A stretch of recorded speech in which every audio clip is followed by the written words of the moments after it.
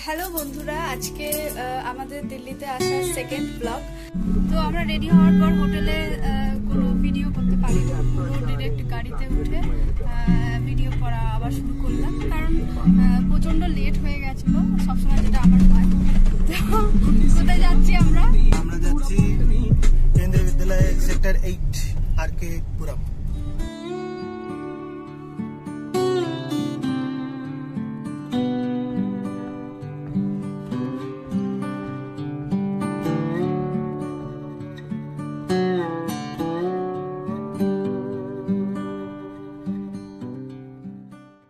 আমরা এখন দাঁড়িয়ে আছি কেন্দ্রীয় বিদ্যালয় সেক্টর 8-এ।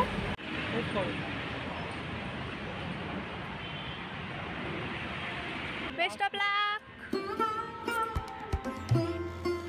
আগের ভিডিওতেই বলেছিলাম যে ওর একটা অফিসিয়াল কাজের জন্য আমাদের দিল্লিতে আসা, তো সেই কাজটাই ও এখন স্কুলের মধ্যে সারতে যাচ্ছে, আর আমি এখন বসে আছি স্কুলের ক্যান্টিনে।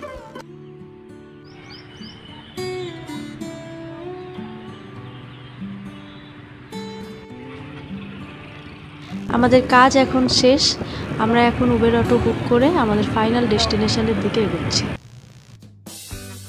তো বন্ধুরা দেখো, আমরা পৌঁছে গেছি আমাদের ভিডিওর মেন পার্টে। তো দেখো আমরা কোথায় এসেছি, আশা করি বুঝতেই পারছো যে কোথায় এসেছি। আমরা এসেছি দিল্লি শহরের অন্যতম দর্শনীয় পর্যটন স্পট কুতুব মিনার কমপ্লেক্সে।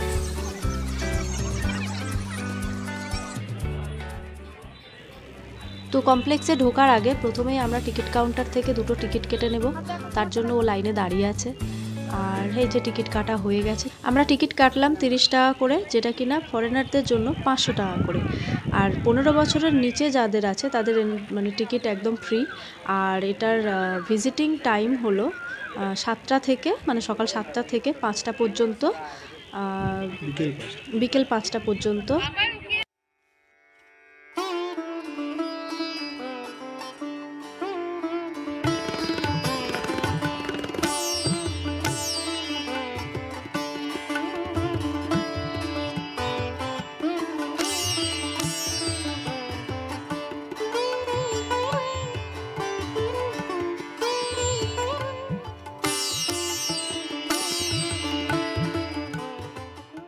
বন্ধুরা এখানে বলে রাখি, আমরা এই যে সময়টা এখন ঘুরছি দিল্লিতে, সময়টা হলো মে মাস, আর এই সময় প্রচণ্ড গরম থাকে দিল্লিতে। কিন্তু আমাদের যে এই যে ঘোরার টাইমটা, লাকিলি আমাদের একটু সূর্যের যে তাপটা একটু কম আছে, তাই জন্য আমরা খুব সুন্দরভাবে ঘুরতে পারছি।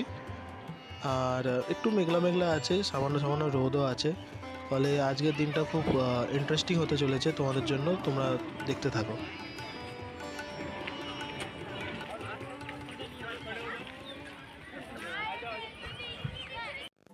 দিল্লি শহর ভ্রমণ without visiting Qutub Minar just impossible. So Delhi শহরের মেহরুলিতে অবস্থিত এই কুতুব মিনার কমপ্লেক্সে আজকে আমরা ঘুরছি, আর অনেক অনেক ইনফরমেশন তোমাদের দেবো এই বিষয়ে, যতটুকু আমরা জানতে পেরেছি এখানে এসে।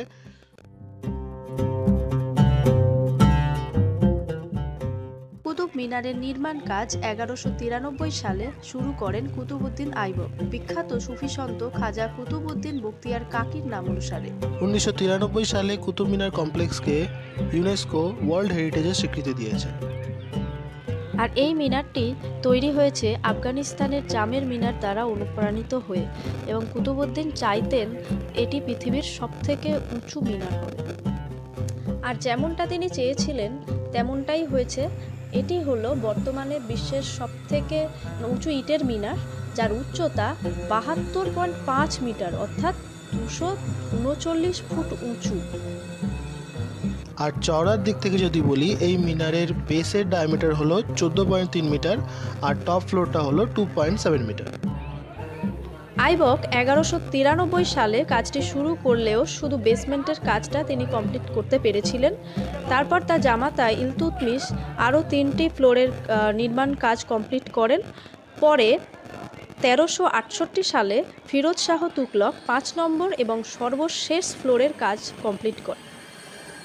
তোমাদের আরও জানিয়ে রাখি, এই মিনারে ট্র্যাডিশনাল ইসলামিক আর্কিটেকচার এবং সাউথ ওয়েস্টার্ন এশিয়ান ডিজাইনের অস্তিত্ব রয়েছে। এই মিনারটি রাজস্থান থেকে আনা লাল বেলে পাথর দিয়ে তৈরি।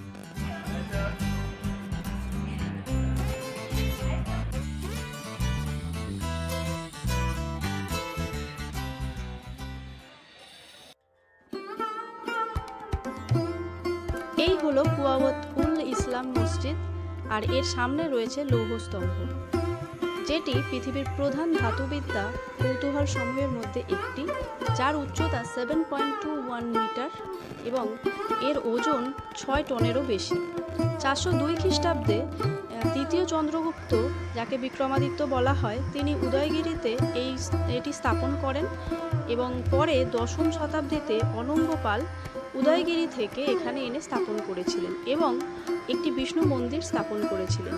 এই লৌহ স্তম্ভটি সেই মন্দিরের একটি অংশ ছিল। কুতুব মসজিদ বা দিল্লির বৃহৎ মসজিদ হল কুয়াওয়াত উল ইসলাম মসজিদ। মোহাম্মদ ঘুরির দিল্লি দখলের সময় তার সেনাপতি ছিলেন আইবক। ঘুরি ভারতে তার ধর্মের ছাপ রেখে যাওয়ার জন্য আইবক 1193 সালে একটি মসজিদ নির্মাণ শুরু করেন। এই মসজিদটি তোমারো ও পৃথ্বীরাজ চৌহানের শাসনকালে 27টি হিন্দু ও জৈন মন্দিরের ধ্বংস করা উপাদান দিয়ে তৈরি। এই মসজিদের পশ্চিমে ইলতুৎমিশের সমাধি রয়েছে এবং এই মসজিদের সামনে বিখ্যাত সেই লোহা স্তম্ভটি আজও দাঁড়িয়ে রয়েছে।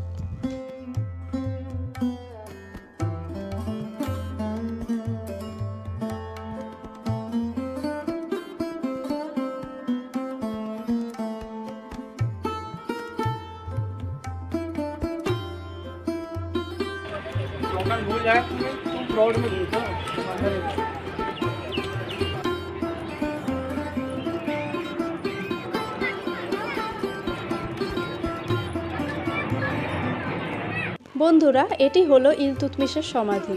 1235 সালে এটি নির্মিত হয়েছিল কুতুব চত্বরে এবং এই কেন্দ্রীয় চেম্বারটির 9 বর্গমিটার আয়তন এবং এর ওপরে একটা গম্বুজের অস্তিত্ব ছিল, কিন্তু তোমরা দেখতেই পাচ্ছ পরে তা ভেঙে গেছে বলে মনে করা হয়। প্রবেশ পথ এবং দেওয়ালগুলোতে খুব সুন্দরভাবে খোদাইয়ের কাজ করা আছে।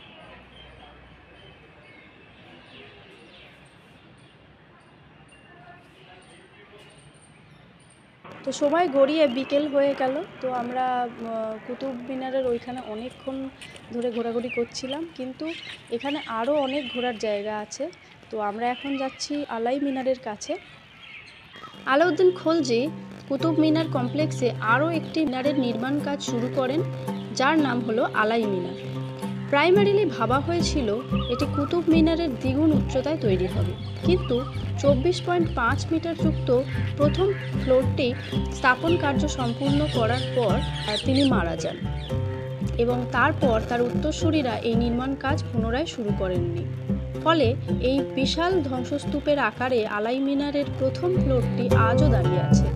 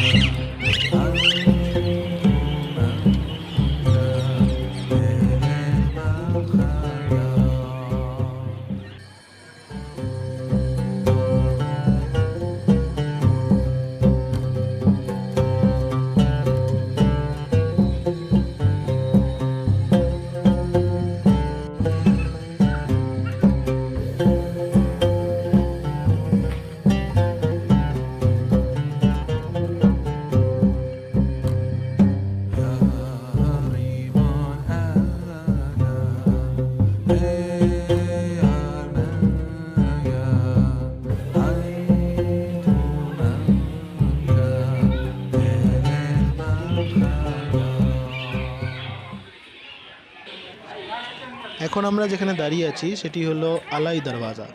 এটি কুয়াওয়াত উল ইসলাম মসজিদের দক্ষিণ দিকের একটি প্রধান প্রবেশদ্বার। 1311 সালে আলাউদ্দিন খলজি এটি নির্মাণ করেছিলেন। গম্বুজ বিশিষ্ট প্রবেশদ্বারটি লাল বেলে পাথর ও সাদা মার্বেলে সুসজ্জিত রয়েছে। এটি প্রথম ভারতীয় স্থাপত্য যেখানে ইসলামী স্থাপত্যরীতি ব্যবহৃত হয়েছে। জালি পাথর দিয়ে খোলামুখী পর্দা এতে প্রথমবার ব্যবহার করতে দেখা গেছে। স্থাপত্যটির খিলান অশ্বক্ষুরাকৃতি। এটি তুর্কি কারিগরদের অসাধারণ একটি কারুকার্য প্রদর্শন করে।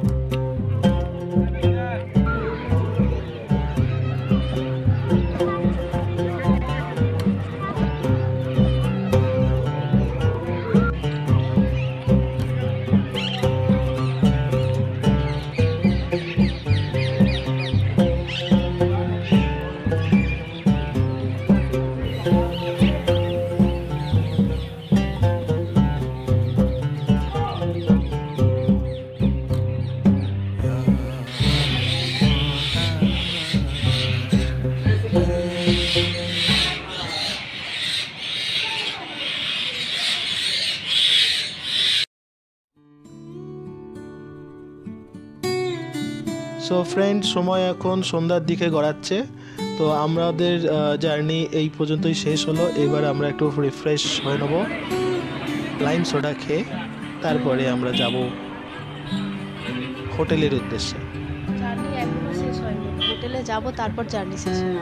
হোটেলে গিয়ে জার্নি শেষ হবে বলছো? দেখো কিরকম আমরা দৌড়ে দৌড়ে যাচ্ছি। তো এইভাবে আমাদের পাশে থাকো, দেখতে থাকো, ব্যাগ অফ জয়কে সাপোর্ট করো। তোমাদের লাইক, শেয়ার, কমেন্টের আশায় অনেক থাকি। তোমরা যেভাবে সাপোর্ট করে চলেছো করতে থাকো। সারাদিন ঘোরাঘুরির পর প্রচণ্ড ক্লান্ত আমরা, তাই খাবার প্যাক করে নিয়ে হোটেলের দিকে যাচ্ছি। তো গুড নাইট। পরের ভিডিওটা খুব তাড়াতাড়ি আসবে। আজকের জন্য এই পর্যন্ত, টাটা।